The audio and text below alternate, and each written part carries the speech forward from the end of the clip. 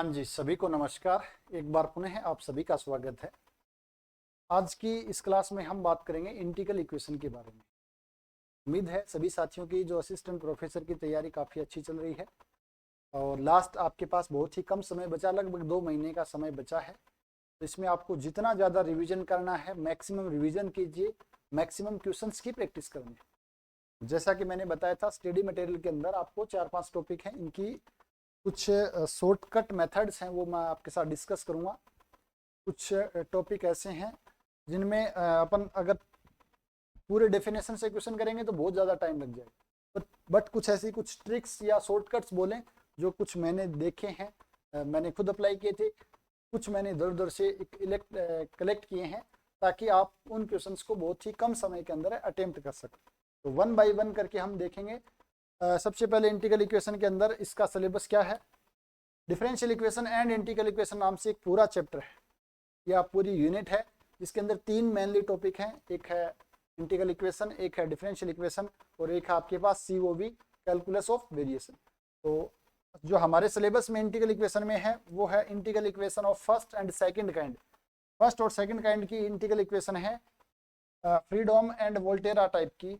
उसके बाद solution of successive substitution and successive approximation से उसका सॉल्यूशन। बट सिलेबस बहुत छोटा सा लिखा हुआ है, बट क्वेश्चन यहाँ से किस किस प्रकार से बनते हैं एक बार हम देख लेते हैं, जो पीछे एग्जाम में पूछे गए हैं। यहाँ से क्वेश्चन किस प्रकार से बनते हैं।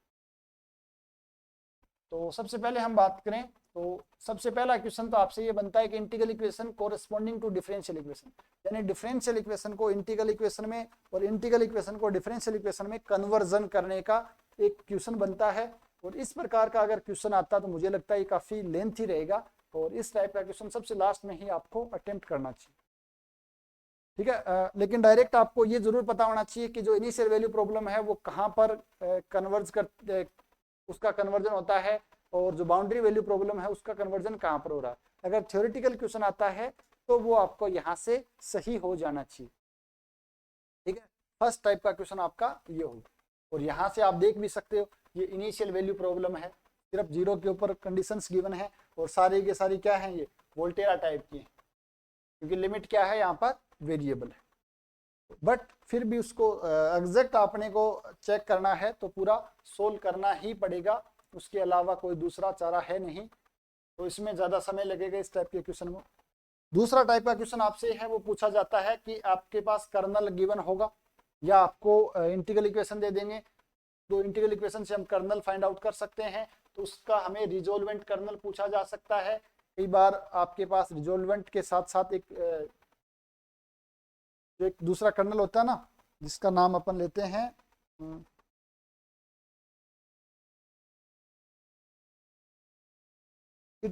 Iterated colonel. ये कर्नल आपसे पूछे जा सकते हैं। हर टाइप का आपसे क्वेश्चन पूछा जा सकता है कि होमोजेनियस फ्रीडोम इंटीग्रल इक्वेशन है सेकंड काइंड की, उसकी eigen value of symmetric kernel उसके आइगन वैल्यू क्या होंगे, प्योरली रियल नंबर होंगे। तो ये आपको थोड़ा सा पता रहना चाहिए कुछ इंपॉर्टेंट रिजल्ट, यानी यहाँ से हमें पता चला कि आइगन वैल्यू आइगन वेक्टर से इंपॉर्टेंट रिजल्ट भी पूछे जा सकते हैं, वो टॉपिक भी हमें पढ़ना होगा थोड़ा सा। उसके अलावा सॉल्यूशन ऑफ इंटीग्रल इक्वेशन, कोई इंटीग्रल इक्वेशन गिवन होगी तो उसका सॉल्यूशन। सबसे आसान टाइप का जो क्वेश्चन होता है वो यही होता है। इस टाइप के क्वेश्चन को सेम ये क्वेश्चन 2 बार पूछा जा चुका है। सबसे आसान क्वेश्चन ये है। इस टाइप के क्वेश्चन में आपको क्या करना है कि जो आपका पास 5x या 5y है वहां पर ऑप्शन पुट कर करके देख लो कौन सा संतुष्ट कर रहा है, वही आपका क्या हो जाएगा, सॉल्यूशन हो जाएगा, है ना। सेम क्वेश्चन ये है, ये 2 बार पूछा जा चुका है। आपको ऑप्शन चेक करो, रख के यहाँ पर इंटीग्रेशन करो, जो संतुष्ट कर जाएगा वो इसका सॉल्यूशन हो जाएगा। Next type solution of integral equation, वापस सॉल्यूशन पूछा है तो 5x या 5y का वैल्यू पुट करके देखो, ऑप्शन जो संतुष्ट कर जाएगा वो सॉल्यूशन है ना। तो सबसे ज्यादा क्वेश्चन इसी टॉपिक से आते हैं और सबसे ज्यादा आसान यही रहता है। नेक्स्ट क्वेश्चन है वो आपका यहाँ से एक पूछा जा सकता है सेकेंड इटरेटेड कर्नल के बारे में। ठीक है, तो यहाँ पर आपके पास kxt गिवन होगा, ये लिमिट गिवन है, तो आपको सेकंड इटरेटेड कर्नल बताना है, या आपसे थर्ड इटरेटेड कर्नल पूछा जा सकता है, या रिजोल्वेंट कर्नल पूछा जा सकता है। तो इस टाइप का क्वेश्चन। नेक्स्ट आपके पास रिजोल्वेंट कर्नल पूछ लिया है, ये आपके पास एक इंटीग्रल इक्वेशन दे दी है, के एक्स टी का मान यहाँ पर 1 है और आपसे पूछा रिजोल्वेंट, इसका रिजोल्वेंट कर्नल ये है, तब आपसे पूछा है क्यू एक्स का मान। हाँ, क्या पूछा, आपके पास इंटीग्रल इक्वेशन दे दी, उसका रिजोल्वेंट कर्नल दे दिया और आपको सॉल्यूशन पूछा है, बट मैं को इसकी आवश्यकता ही नहीं, आप डायरेक्ट पुट करके देखो, जो संतुष्ट करेगा वो इसका सॉल्यूशन हो जाएगा, रिजोल्वेंट कर्नल की आवश्यकता ही नहीं रहेगी। सॉल्यूशन ऑफ इंटीग्रल इक्वेशन जो मैंने बताया था अभी वापस रिपीट हुआ है, वहां कुछ और सिंबल था, यहाँ जी लिख दिया, बस इतना चेंज है, शायद वहां पर यू था, यहाँ पर जी कर दिया, यहाँ g0 x बराबर 0, ये आपको इनिशियल कंडीशन जो देते हैं ना g0 g1 g2 g3 निकालने के लिए सक्सेसिव अप्रोक्सीमेशन की वजह से, बट इसका यूज ही नहीं करना, डायरेक्ट संतुष्ट करवा के देखो, जो सेटिस्फाई कर जाएगा शायद ये वाला संतुष्ट करेगा। e की पावर x यहाँ पर 1 प्लस e की पावर का इंटीग्रेशन e की पावर x, लिमिट रखेंगे 0 to x तो x रखेंगे तो e की पावर x और e की पावर 0 बराबर -1, e की पावर 0 1, लेकिन माइनस का साइन आएगा तो ये कैंसिल आउट 1 से 1, दोनों तरफ संतुष्ट करके आइडेंटिटी आ गई, इसका मतलब ये सॉल्यूशन हो जाएगी, है ना। तो सॉल्यूशन वाले क्वेश्चन अगर आते हैं तो ये मानकर चलो बहुत ही ज्यादा आसान है। Resolvent kernel of Fredholm integral equation, resolvent kernel आपसे पूछा जा सकता है फ्रीडोम का, या आपसे पूछा जा सकता है वोल्टेरा इंटीग्रल इक्वेशन का। एक तो जनरल मेथड है कि इटरेटेड कर्नल आपके पास गिवन है, फिर उसकी हेल्प से रिजोल्वेंट कर्नल निकालो, जो काफी लेंथी है। शॉर्टकट मेथड की हम बात करेंगे। Resolvent kernel for the Volterra integral equation, वापस रिजोल्वेंट कर्नल पूछा गया है, ये असिस्टेंट प्रोफेसर में पूछे गए क्वेश्चंस है सारे के सारे। अब हम बात करते हैं इंटीग्रल इक्वेशन के कुछ इंपॉर्टेंट टॉपिक्स, जिनको हम कम समय में कैसे कवर कर सकते हैं। जैसा कि मैंने बताया 3 इंपॉर्टेंट टॉपिक हैं, डिफरेंशियल इक्वेशन, सीओवी और इंटीग्रल इक्वेशन। अगर हम तीनों को बराबर भागों में डिवाइड करें तो भी आपके पास एक टॉपिक से 5 क्वेश्चन आएंगे, ठीक है ना। तो यहां से मानकर चलो इंटीग्रल इक्वेशन से 5 से 6 क्वेश्चन आपको देखने को वहां पर मिल जाएंगे, और वो क्वेश्चन हो सकता है एक इटरेटेड कर्नल का हो, एक रिजोल्वेंट कर्नल के बारे में पूछ रहा हो, एक आइगन वैल्यू आइगन वेक्टर के बारे में हो, एक या 2 क्वेश्चन सॉल्यूशन का भी हो सकता है। आसान क्वेश्चन है, ये क्वेश्चन आपके गलत नहीं होने चाहिए, ये आपके बोनस मार्क्स के रूप में आपको मिलने चाहिए। तो सबसे पहले देखेंगे डेफिनेशन क्या होती है, फिर लीनियर इंटीग्रल इक्वेशन क्या होती है, फिर क्लासिफिकेशन लीनियर इंटीग्रल इक्वेशन का, solution of integral equation, Fredholm integral equation, Volterra integral equation, फिर उसका conversion, types of kernel of linear integral equation, उसके बाद solution of Fredholm Volterra integral equation, और आइगन वैल्यू और आइगन वेक्टर। कर्नल के types वगैरह जैसे डिफरेंस कर्नल, यहाँ पर मैं बात करूँ बहुत ही लिमिटेड कंसेप्ट की, हालांकि जो आपको नोट्स अवेलेबल करवाए हैं स्टडी मटेरियल के अंदर वो काफ़ी डिटेल में दिए गए, ठीक है ना, क्योंकि यहाँ इतना समय नहीं है। तो अपन मेन कंसेप्ट क्या है, जहां पर शॉर्टकट बनते हैं उनके बारे में बात करेंगे। बाकी आप एक बार पीडीएफ को जरूर पढ़ लेना, कई बार है जो थ्योरेटिकल क्वेश्चन है पूछा जा सकता है, तो आप पीडीएफ से जरूर देखें। इसके अलावा यहाँ पर जो कुछ मैंने पीडीएफ की जो कुछ फोटोज यूज में ली हैं, तो एक वो बुक है, वो बुक मेरे पास सिर्फ पीडीएफ है, उसका मेन कवर है नहीं, तो जिन भी राइटर ने उनको लिखी है, तो सबसे पहले उनका बहुत बहुत धन्यवाद, उनका थैंक्स, क्योंकि जो भी हम किसी जहाँ से कुछ चीज़ें लेते हैं तो उनको क्रेडिट देना जरूरी है। बिना क्रेडिट दिए बिना अगर अपन यूज करते हैं तो वो साहित्यिक चोरी के अंदर आता है ना। तो आप भी साथी काफ़ी लोग पीएचडी कर भी रहे हैं, किसी ने पीएचडी की भी है, तो उनका बहुत बहुत धन्यवाद, उनकी वजह से ये पीपीटी हमारी है वो तैयार हो पाई। अब हम बात करते हैं सबसे पहले डेफिनेशन। इंटीग्रल इक्वेशन की डेफिनेशन क्या होती है, सभी जानते हो कि सर ऐसी इक्वेशन जिसके अंदर जो अननोन फंक्शन है वो इंटीग्रल साइन के अंदर आता हो, वो क्या कहलाती है, इंटीग्रल इक्वेशन कहलाती है। कम से कम एक इंटीग्रल इक्वेशन के अंदर आती हो वो इंटीग्रल इक्वेशन कहलाती है। एग्जाम्पल के लिए हम बात करें तो आपके पास जैसे gx equals to fx plus 0 to 1 आपके पास यहाँ लिख सकते हैं, या a to b लिख सकते हैं, और ये आपके पास kxt आ गया है, और ये gt आ गया है, और dt। उसके अलावा हम बात करें gx इक्वल्स टू आपके पास fx हो गया है, प्लस a to b आ गया kxt gt का होल स्क्वायर और dt। इस टाइप की इंटीग्रल इक्वेशन, यहाँ पर अननोन फंक्शन आपका क्या है, gx या g वाला फंक्शन, तो ये इंटीग्रल साइन के अंदर आता है, तो उस केस में जो इक्वेशन कहलाती है वो इंटीग्रल इक्वेशन कहलाती है, ठीक है ना। ये आपको ध्यान रखना है। लीनियर इंटीग्रल इक्वेशन क्या हो जाएगी, जिसके अंदर अननोन फंक्शन है वो लीनियर फॉर्म में हो। ये आपके पास क्या है, नॉन लीनियर है, क्योंकि इसकी स्क्वायर आ गई, जी की अननोन फंक्शन की क्या आ गई है, स्क्वायर आ गई है, तो ये नॉन लीनियर डिफरेंशियल इक्वेशन है, और ये वाली आपके पास लीनियर डिफरेंशियल इक्वेशन। यानी ऐसी डिफरेंशियल इक्वेशन जिसके अंदर अननोन फंक्शन है वो इंटीग्रल के अंदर क्या होना चाहिए, लीनियर आना चाहिए। तो उस केस में आपके पास जो इंटीग्रल इक्वेशन होगी वो लीनियर इंटीग्रल इक्वेशन होगी, और हमारे सिलेबस में है वो लीनियर इंटीग्रल इक्वेशन ही। नेक्स्ट, जनरल फॉर्म क्या होती है इंटीग्रल इक्वेशन की? जनरल फॉर्म ये होती है H X into G X equals to F x plus A to. ये यहाँ पर आपके पास या तो वेरिएबल होगी या आपके पास, या मैं यहाँ पर ओमेगा भी लिख सकते हैं चाहे, या ज्यादा ठीक रहेगा। आपके सिलेबस में ए है, यहाँ या तो एक्स होगा या आपके पास कोई न कोई फिक्स्ड वैल्यू हो जाएगी बी, या तो आपके पास एक्स होगा या आपके पास वैल्यू कोई न कोई बी होगी। और है ना, मैं ऐसे लिख देता हूँ के x T G T D T. तो यहाँ पर आपके पास जो जी एक्स है ये वाला और ये वाला, ये आपके पास अननोन फंक्शन। यहाँ पर जो आपके पास ये है ये लिमिट ऑफ इंटीग्रेशन होगी। ये यहाँ पर एक लेमड़ा हो रहा था अभी, यहाँ पर एक लेमड़ा हो रहेगा जो आपके पास पैरामीटर है। ये आपके पास क्या हो जाएगा कि एक्स टी आपके पास कर्नल हो जाएगा, ये आपके पास क्या हो जाएगा, कर्नल हो जाएगा। ये एफ एक्स और जो के एक्स है ये दोनों ही नॉन फंक्शन होते हैं। ये जो आपके पास ये दोनों ही क्या होते हैं, नॉन फंक्शन, यानी हमें गिवन होते हैं। तो ये कुछ आपके पास लेमड़ा है, यहाँ पर आपका क्या है, पैरामीटर है। ये अननोन फंक्शन है, ये नॉन है, और लेमड़ा है वो आपका क्या है यहाँ पर।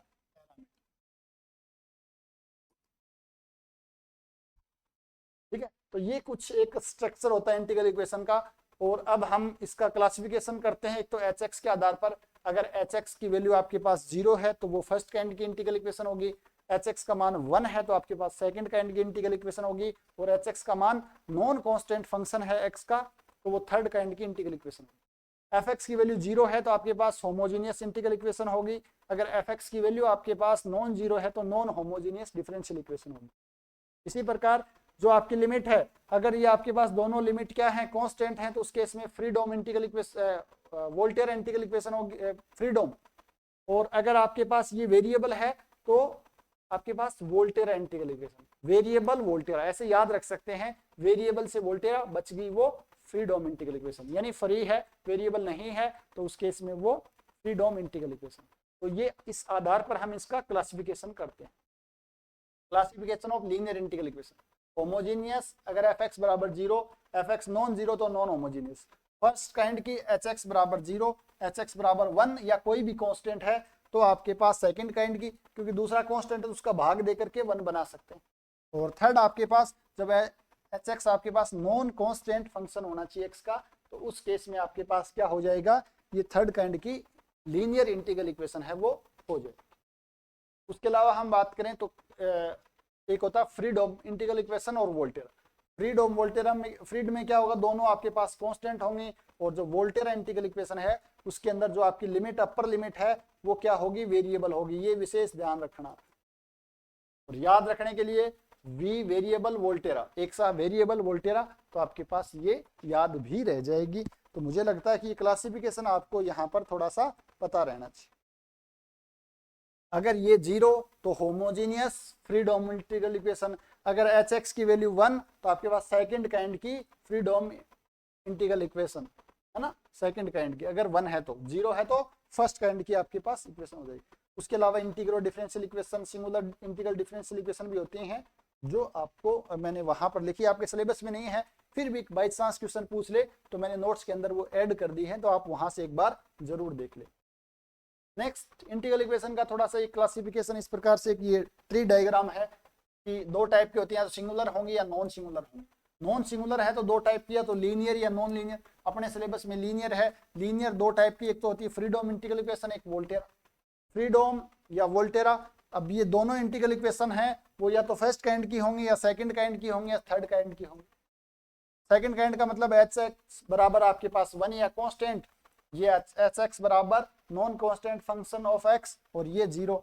और सेकंड काइंड की जो आपके पास लीनियर इंटीग्रल इक्वेशन है वो या तो होमोजेनियस या नॉन होमोजेनियस। होमोजेनियस यानी कि एफ एक्स बराबर 0, और नॉन होमोजेनियस यानी कि एफ एक्स बराबर नॉन 0। सिंपल सी ये आपके पास एक क्लासिफिकेशन थोड़ा सा आपके दिमाग में रहना चाहिए, तो मोटा मोटा यहाँ से आपके चीजें है वो क्लियर हो जानी चाहिए। नेक्स्ट है solution of integral equation. Solution क्या होता है? डिफरेंशियल इक्वेशन का सॉल्यूशन क्या होता है? अभी एक्स और वाई में एक ऐसा रिलेशन जो उस समीकरण को संतुष्ट कर देता है, या मैं बोलूं डिपेंडेंट वेरिएबल और इंडिपेंडेंट वेरिएबल में एक ऐसा रिलेशन जो उस इक्वेशन को संतुष्ट कर देता है, जिस डिफरेंशियल इक्वेशन को, वो उसका सॉल्यूशन कहलाता है। यहाँ पर भी क्या बोला है?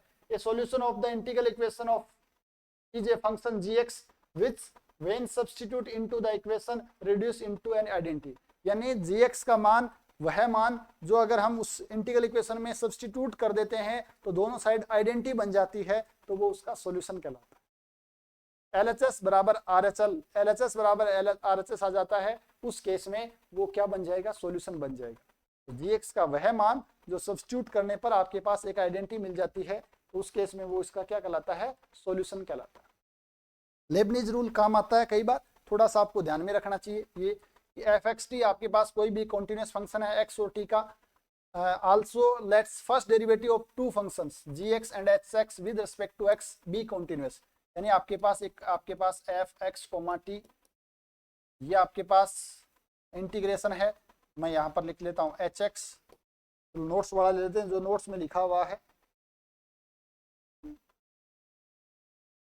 नोट्स में तो ए बी लिखा हुआ, कोई बात नहीं, चलो यहाँ पर मैं लिख लेता हूँ एच एक्स, ये लिख लेता हूँ जी एक्स, और ये आपके पास आ जाएगा यहाँ पर डी टी और डी बाई डी एक्स।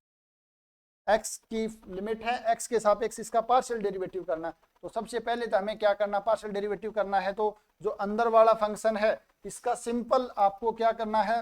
ये डेरिवेटिव करना है, ये डेरिवेटिव करना है, सॉरी। तो सबसे पहले तो जो अंदर वाला फंक्शन है इसका हमें पार्शियल डेरिवेटिव करना विद रिस्पेक्ट टू एक्स। तो एफ एक्स और टी का फंक्शन है, इसका सिंपल पार्शियल डेरिवेटिव करेंगे और फिर हम लिमिट लगा देंगे एच एक्स, और अपर लिमिट आ जाएगी जी प्लस, पहले अपर लिमिट रखेंगे, कहां पर रखना हमें? अपर लिमिट को टी की जगह, जहां टी है वहां अपर लिमिट पुट करनी है, तो ये आ जाएगा F of X comma G X, और फिर हमें क्या करना? जी एक्स का डेरिवेटिव करना है विद रिस्पेक्ट टू एक्स। फिर लोअर लिमिट रखने से पहले माइनस लोअर लिमिट एक्स, और जो आपका टी है उसकी जगह रख देंगे एच एक्स, और फिर एच का क्या करना है? डेरिवेटिव करना है एक्स के साथ। तो ये आपके पास एक सिंपल सा लेबनीज रूल होता है जो हम बचपन से पढ़ते आए हैं, तो यहाँ तक कोई किसी प्रकार की समस्या आनी नहीं। उसके बाद एक यहाँ पर एक जो काम आता है उसको अपन बोलते हैं कोची थ्योरम, या रिपीटेड इंटीग्रल के लिए the following an important formula है converting multiple integral into definite integral. या आपके पास a to x n time आपके पास वाई टी का इंटीग्रल है, इसको हम एक सिंगल डेफिनेट इंटीग्रल में कन्वर्ट करना हो तो ये आ जाएगा x माइनस टी की power n minus one upon n minus one factorial y t. n minus ये n थे, टोटल n थे, एक अपने रख लिया तो एक कम करना है, तो x माइनस टी की पावर n माइनस वन कम कर दिया, तो n माइनस वन जो पावर है उसी का नीचे फैक्टोरियल कर दिया। कई बार ये फॉर्मूला डायरेक्ट पूछ लिया जाता है, तो थोड़ा सा आपको ये ध्यान रखना, ये फॉर्मूला डायरेक्ट, ठीक है। ये फॉर्मूला ज्यादा काम आता है जब आप इंटीग्रल इक्वेशन को, डिफरेंशियल इक्वेशन को इंटीग्रल इक्वेशन में कन्वर्ट करते हो। ये कन्वर्जन वाला थोड़ा सा यहाँ पर ध्यान रखना है भाई, कि कौन सी किसमें कन्वर्ज होती है ना। तो अभी हमने देख भी लिया था थोड़ा सा कि आपके पास एक तो बाउंड्री वैल्यू प्रॉब्लम होती है डिफरेंशियल इक्वेशन, एक आपके पास इनिशियल वैल्यू प्रॉब्लम होती है। इनिशियल वैल्यू प्रॉब्लम है वो आपकी जो कन्वर्ट होती है, और जो बाउंड्री वैल्यू, इनिशियल वैल्यू अभी देखा था आपने किस में होती है? वोल्टेरा के अंदर। और जो आपके पास बाउंड्री वैल्यू प्रॉब्लम होती है वो फ्रीडोम इंटीग्रल इक्वेशन,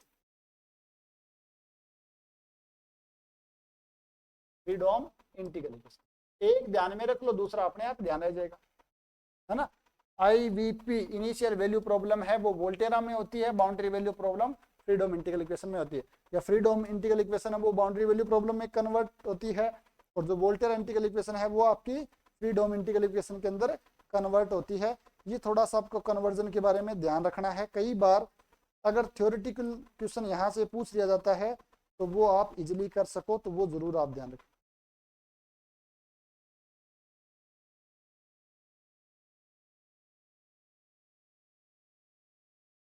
ठीक है ना, ये थोड़ा सा आपको ध्यान रखना है। इनिशियल वैल्यू प्रॉब्लम यानी कि वोल्टेरा इंटीग्रल इक्वेशन। बाकी क्वेश्चन अगर वहां से आता है तो फिर वो लेंथी हो जाएगा, तो वहां पर विशेष आपको ध्यान रखना है, समय के साथ ही करना। नेक्स्ट है types of kernel. Kernel 3-4 type के होते हैं। तो सबसे इंपॉर्टेंट है वो सेपरेबल या डीजनरेट कर्नल जिसको हम बोलते हैं। अगर किसी कर्नल को के एक्स टी को अगर हम x और t के फाइनाइट सम के रूप में लिख सकें, रिप्रेजेंट कर सकें, i बराबर 1 to n aix और bit, अगर फाइनाइट इसका मतलब a1x b1t plus a2x b2t and so on plus n तक जाना है anx bnt। अगर मैं जो कर्नल है kn x, t, x और t के फंक्शन के जो मल्टीप्लाई है इनके फाइनाइट सम में लिख सकता हूं, तो वो आपके पास क्या हो जाएगा, सेपरेबल या आपके पास डीजनरेट कर्नल हो जाएगा। अदरवाइज जो कर्नल है वो आपका क्या हो जाएगा, नॉन डीजनरेट कर्नल या नॉट सेपरेबल कर्नल। ठीक है, जैसे एग्जांपल के लिए हम बात करें यहाँ पर के एक्स टी बराबर आपके पास आ जाएगा एक्स टी टाइप का, या के एक्स टी बराबर आपके पास आ जाएगा x square T square plus x T, या आपके पास a1x हो गया, ये b1t हो गया, या आपके पास a2x हो गया, b2t हो गया। ठीक है ना, ये आपके पास सिमेट्रिक कर्नल है। इसी प्रकार अगर आपके पास sin x प्लस टी है तो ये अभी आपके पास क्या आ जाएगा, यहाँ sin x cos t, तो ये sin x आपके पास a1x हो जाएगा, cos t आपके पास b1t हो जाएगा। तो इस प्रकार से आगे वेपन ओपन करेंगे फॉर्मूला को, तो ये भी आपके पास क्या है कि सेपरेबल कर्नल या डीजनरेट कर्नल। सिमेट्रिक कर्नल क्या होता है, अगर अपन बात करें रियल में तो के एक्स टी बराबर के टी एक्स आ जाता है, तो वो सिमेट्रिक कर्नल होता है। और एक हर्मिशियन कर्नल बात करते हैं कॉम्प्लेक्स में, हर्मिशियन कर्नल, तो वो आपके पास क्या होना चाहिए, के स्टार एक्स कोमा टी बराबर आपके पास के टी कोमा एक्स आ जाता है, तो वो आपके पास हर्मिशियन कर्नल होता है। रियल में अपने पास सिमेट्रिक और एसिमेट्रिक के बारे में बात करते हैं, या एंटी सिमेट्रिक। एंटी सिमेट्रिक जब माइनस आगे आ जाता है तो वो क्या हो जाएगा, एंटी सिमेट्रिक होता है। एक डिफरेंस कर्नल भी पढ़ते हैं। डिफरेंस कर्नल में क्या होगा कि के एक्स कोमा टी को अगर मैं के एक्स माइनस टी फॉर्मेट में लिखता हूं तो वो आपके पास क्या कहलाता है, डिफरेंस कर्नल कहलाता है। इसके अलावा इटरेटेड कर्नल, रिजोल्वेंट कर्नल, वो भी हम पढ़ेंगे आगे। तो ये कुछ इंपॉर्टेंट कर्नल हैं जिनके बारे में थोड़ा सा आपको जानकारी होनी चाहिए। उसके बाद आता है इटरेटेड कर्नल। अगर आपके पास ये कोई भी एक फ्रीडोम इंटीग्रल इक्वेशन है, yx बराबर fx plus lambda a to b k x T Y T D T, ये अननोन फंक्शन y सेम आएगा। ठीक है ना, वेरिएबल चेंज हो सकता है, t है यहाँ पर, अंदर x है। तो ये इस केस में जो इटरेटेड कर्नल है वो किस प्रकार डिफाइन करते हैं, ध्यान रखना। किसकी बात करें, फ्रीडोम इंटीग्रल इक्वेशन की, तो लिमिट है वो आपके पास दोनों क्या आएंगी, कॉन्स्टेंट आएंगे। तो जो आपका k1xt है वो तो kxt आ जाएगा, सेम आ जाएगा। k2xt अगर आपको निकालना है, जब k2xt निकालना है तो आपके पास क्या बनेगा भाई, ये बनेगा integral a to B k1xt, या मैं बात करूं सबसे पहले k1xt की बजाय आप k2 निकालना ना, तो ये आ जाएगा k जो आपके पास गिवन है x कोमा z, और फिर आपके पास k1z कोमा t dt। क्या करना है, एक तो जो आपका सबसे पहले वो गिवन है x कोमा z, तो ये z से यहाँ पर आ जाएगा k1z कोमा t। k1 अपने पास आ गया है, k1 की हेल्प से k2 निकालना, फिर k3 निकालना, k2 की हेल्प से एंड सो ऑन kn निकालना।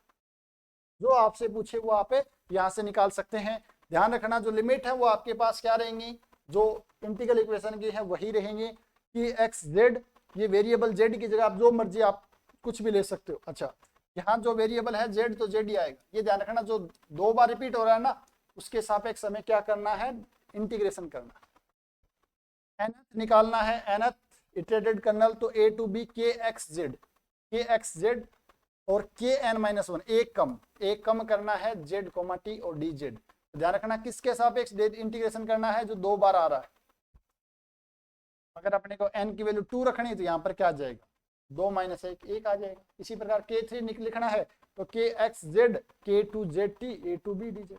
ये आपके पास क्या आ जाएगा, फ्रीडोम इंटीग्रल इक्वेशन का आपके पास इटरेटेड कर्नल है। अगर डिफरेंशियल इक्वेशन इंटीग्रल इक्वेशन आपके पास वोल्टेरा काइंड की है, वोल्टेरा इंटीग्रल इक्वेशन है, तो उस केस में आपके पास ये इंटीग्रल इक्वेशन हो जाएगी। तो आपका जो फर्स्ट इटरेटेड कर्नल है वो तो सेम ही हो जाएगा, जो nth इटरेटेड कर्नल है वो क्या होगा, यहाँ पर ध्यान रखना है, वेरी इंपॉर्टेंट है, यहाँ पर जो इंटीग्रेशन की जो लिमिट है वोल्टेरा के अंदर वो a to x है, a कांस्टेंट है और x आपके पास वेरिएबल, बट यहाँ पर जो लिमिट आती है वो t to x आती है, a की जगह क्या आ जाएगा, t आ जाएगा और ये x। ये कई बार अपन गलती कर देते हैं, थोड़ा सा ध्यान रखना। कई बार क्या ऑब्जेक्टिव क्वेश्चन इसी प्रकार पूछ लेते हैं, इस इंटीग्रल इक्वेशन का आपके पास nth इटरेटेड कर्नल क्या है, तो थोड़ा थोड़ा चेंज करेंगे, यहाँ a to x कर देंगे, यहाँ z और x को चेंज कर देंगे, ठीक है ना, थोड़ा सा यहाँ पर। तो ध्यान रखना ये जो लिमिट इंपॉर्टेंट है ये t to x आएगी और फिर kxz as it is kn-1zt, ये अंदर वाला सेम ही है, अंदर वाला सेम ही है। 2 बार z आ रहा है तो z के सापेक्ष क्या करना है, इंटीग्रेशन करना है, और जो बच गया t और x तो नीचे लोअर लिमिट t ऊपर लिमिट x। इस प्रकार से आपको थोड़ा सा यहाँ पर विशेष ध्यान रखना है nth iterated kernel of Volterra integral equation. Next आपके पास रिजोल्वेंट कर्नल, जिसको रेसिप्रोकल कर्नल भी बोलते हैं। तो consider the following non singular linear integral equation है, ये आपके पास फ्रीडोम है, ये आपके पास वोल्टेरा, क्योंकि यहाँ पर वेरिएबल आ रहा है। अगर मैं बात करूं फ्रीडोम का तो आपके पास yx equals to fx plus lambda है, तो lambda a to b, kxt की जगह रिप्लेस हो गया rxt लेमड़ा और yt की जगह ft आ जाएगा, ये fx है ना, ये ft यहाँ पर आ जाएगा।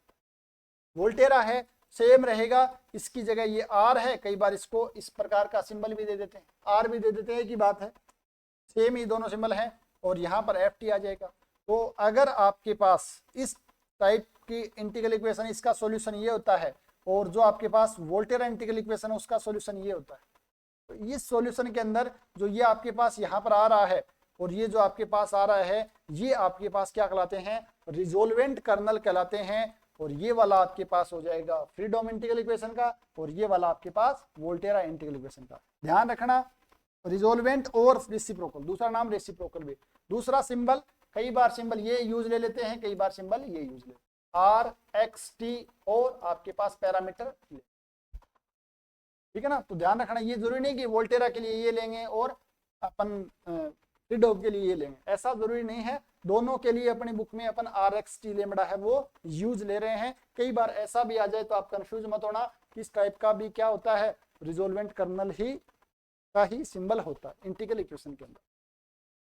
बाकी जो भी सिंबल देगा तो वो बताएगा भी ये चीज आपके पास गिवन है, ठीक है। तो ये आपके पास कुछ इंपॉर्टेंट कर्नल थे, रेसिप्रोकल कर्नल या रिजोल्वेंट कर्नल, इटरेटेड कर्नल या सिमेट्रिक कर्नल या आपके पास सेपरेबल कर्नल। तो ये इंपॉर्टेंट कर्नल्स जो हमारे काम आते हैं उनको थोड़ा से हमें ध्यान में रखना है। अब नेक्स्ट आपके पास solution of Fredholm integral equation. Fredholm integral equation का जो सॉल्यूशन है उसका सक्सेसिव मेथड से जो निकालने का जो प्रोसेसर है, उस प्रोसेस के बारे में हम बात करेंगे।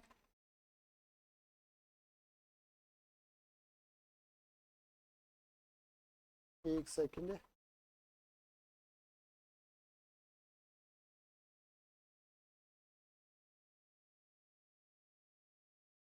सक्सेसिव अप्रोक्सीमेशन से फ्रीडोम इंटीग्रल इक्वेशन का जो सॉल्यूशन है, तो हमारे पास सबसे पहले क्या गिवन है, फ्रीडोम इंटीग्रल इक्वेशन गिवन होगी, जो आपके पास होगी यहाँ पर एफ वाई, ये वाली इस फॉर्म में गिवन है, तो हम इस फॉर्म में ले लेते हैं, y x equals to F x second kind की non homogeneous lambda A to B, और ये आपके पास के एक्स टी, और साथ में आ जाएगा y है तो वाई टी डी टी, है ना। जो आपके पास y है तो यहाँ y आएगा, g है तो g आएगा, h है तो h आएगा। इसका सबसे पहले इटरेटेड कर्नल निकालना है, तो ये k1 आ गया आपके पास, ये kn आ गया, kx आ गया, तो यहाँ पर s के सापेक्ष इंटीग्रेशन कर देंगे, z होता तो z के सापेक्ष कर देते, इन दोनों को आगे पीछे भी चेंज कर सकते हैं, कोई फर्क नहीं पड़ेगा। knxt बराबर k, ये आपके पास इसको आगे पीछे कर सकते हैं, सॉरी ये पहले आ जाएगा, ये बाद में आ जाएगा, तो भी कोई फर्क इसमें नहीं पड़ता, किसी प्रकार आप लिख सकते। तो सबसे पहले हमें क्या करना है, इस इंटीग्रल इक्वेशन के लिए अपने को क्या निकालना है, इसका इटरेटेड कर्नल निकालना, nth iterated kernel of the kernel, ठीक है। उसके बाद हमें रिजोल्वेंट कर्नल निकालना है। रिजोल्वेंट कर्नल क्या होगा, जो आपके पास nth या mth जो भी आपके पास इटरेटेड कर्नल आया है उसको मल्टीप्लाई करना है लेमड़ा की पावर m-1 और इसका समेशन लेना, या m की टर्म में लिखो या n की टर्म में, कोई फर्क नहीं पड़ेगा। ये तो हमारा समेशन है n बराबर 1 to infinity और लेमड़ा की पावर n माइनस 1 के एन एक्स कोमा nth लिख रहे हैं तो लेमड़ा की पावर n माइनस 1 एक कम आएगी। लेमड़ा की पावर है वो कितनी आएगी, nth इटरेटेड कर्नल है तो एक कम आएगी। m है तो m माइनस 1, 5 है तो 5 माइनस 1, ठीक है ना। वैसे तो 5 तो होगा नहीं क्योंकि ये वेरिएबल है, n 1 से लेकर इन्फिनिटी तक वेरी कर रहा है। ये न्यूमेन सीरीज बनती है, इसका नाम भी होता है न्यूमेन सीरीज, ठीक है। फिर अगर हमारे पास रिजोल्वेंट कर्नल आ गया है तो इस इंटीग्रल इक्वेशन का सॉल्यूशन क्या हो जाएगा, y x equals to F x plus lambda a to b। इस के एक्स टी की जगह रिप्लेस करना हमें रिजोल्वेंट कर्नल को, और जो आपके पास y t है इसको रिप्लेस करना है एफ टी से। ये एफ टी से, ये ध्यान रखना, वेरी वेरी इंपॉर्टेंट है। कई बार क्या बहुत से साथी हैं जल्दबाजी में, अगर हमारे पास यहीं से क्वेश्चन बनता है थ्योरेटिकली तो यहाँ पर वाई टी को सही मान लेते हैं, वाई टी नहीं है, यहाँ पर एफ टी है। इसका विशेष ध्यान रखें भाई, छोटी छोटी गलतियां हैं जिनकी वजह से हम बाहर होते हैं। बहुत से साथियों को चीजें पता है फिर भी वो छोटी छोटी सिली मिस्टेक की वजह क्या इजी क्वेश्चन है वो गलत कर देते हैं, तो इनका थोड़ा सा विशेष ध्यान रखना। नेक्स्ट एक थ्योरम है, ये आपको ध्यान रखने हैं, बहुत ही इंपॉर्टेंट थ्योरम है। यहाँ से थ्योरेटिकल क्वेश्चन बनता है कि आपके पास एक non homogeneous Fredholm integral equation है आपके पास। मान लेते हैं सपोज दैट, ये मानते हैं कि कर्नल के x T non zero kernel है, रियल है और कॉन्टिन्यूस है रेक्टेंगल आर के अंदर। ये आपके पास एक रेक्टेंगल है जहां पर एक्स की वैल्यू ए से बी में है और टी की वैल्यू भी आपके पास ए से बी के अंदर। तो एक रेक्टेंगल बना हुआ, एक समान क्या बोलते हैं इसको, आयत बना हुआ है, और के एक्स टी बाउंडेड है एम से इन आर। इस जो रेक्टेंगल आर है ना, इसके अंदर जो कर्नल बाउंडेड, कर्नल आपके पास नॉन जीरो है, रियल है और इस रेक्टेंगल के अंदर कॉन्टिन्यूस। दूसरा जो कर्नल है वो इसके अंदर बाउंडेड है, तो K x T is bounded by M in R. पहली बात ये दी। दूसरा इसके अंदर क्या माना गया, सपोज किया गया है कि जो फंक्शन एफ एक्स है ये आपके पास नॉन जीरो है, रियल है और कंटिन्यूस है इंटरवल आई के अंदर। आई इंटरवल आपके पास क्या है, ए comma B, close interval A comma B. इस इंटरवल के अंदर आपके पास जो फंक्शन है आपके पास ये नॉन फंक्शन एफ एक्स, ये नॉन जीरो है, रियल है और कॉन्टिन्यूस है। Also function is bounded by n in I. ये वैसे दिखने की आवश्यकता नहीं है कि फंक्शन अगर आपके पास कॉम्पैक्ट इंटरवल के अंदर कॉन्टिन्यूस है तो बाउंडेड अपने आप हो जाएगा। कंटिन्यूस में जो कॉम्पैक्ट सेट इज कॉम्पैक्ट, तो वैसे इसने लिख दिया तो अच्छी बात है, अदरवाइज लिखने की आवश्यकता भी नहीं। इसने बोला कि एफ एक्स एन से बाउंडेड है इस इंटरवल आई में, क्योंकि एन का यूज नहीं है तो कहीं पर लिखने की आवश्यकता नहीं। इसलिए आप देखोगे शॉर्ट नोट्स के अंदर मैंने ये लाइन मेंशन नहीं की, तो आप चाहो तो लिख सकते हैं, कोई वो नहीं गलत है, ठीक है ना, बट इसके अंदर ही आ गई थी। थर्ड क्या, लेमड़ा एक कांस्टेंट है, इस प्रकार है। ये वाला क्वेश्चन एक बार पूछा भी जा चुका है। इस प्रकार है कि मोड लेमड़ा का मोड है वो लेस देन इक्वल होगा 1 अपॉन एम बी माइनस 1, जहां पर ए और बी क्या है, इसकी लिमिट है ए और B minus 1, upper limit minus lower limit, upon में एम क्या है, जिस नंबर से कर्नल बाउंडेड है वो नंबर एम है। एन का यूज कहां पर भी नहीं। तो ये जो लेमड़ा आपके पास पैरामीटर है उसका मॉडुलस है वो हमेशा लेस देन इक्वल होगा 1 upon M into B minus 1। एक बार ये क्वेश्चन पूछा गया है, कई बार यहाँ पर क्या कर देंगे, ग्रेटर देन लगा देंगे, ग्रेटर देन इक्वल कर देंगे। तो थोड़ा सा एक तो ये ध्यान रखना, अगर कोई फंक्शन इंटीग्रल इक्वेशन ये है जहां पर कर्नल और दूसरा आपके पास ये नॉन फंक्शन एफ एक्स और एक लेमड़ा, ये तीनों अगर इस कंडीशन को संतुष्ट करते हैं तब आपके पास जो इंटीग्रल इक्वेशन 1 है ये यूनिक कॉन्टिन्यूअस सॉल्यूशन रखेगी आई के अंदर। ये यूनिकनेस को बताती है और एग्जिस्टेंस को बताती है, यूनिकनेस और एग्जिस्टेंस ऑफ सॉल्यूशन के बारे में बताती है। इस इंटीग्रल इक्वेशन के पास अगर आपके पास जो कर्नल ये प्रॉपर्टी संतुष्ट करे, जो नॉन फंक्शन एफ एक्स ये संतुष्ट करे, लेमड़ा पैरामीटर ये संतुष्ट करता है, तो ये इंटीग्रल इक्वेशन है interval I close interval A comma B के अंदर यूनिक कॉन्टिन्यूअस सॉल्यूशन है रखेगा। यूनिकनेस है और सॉल्यूशन एग्जिस्ट करेगा, यानी कि एग्जिस्टेंस को बताती है।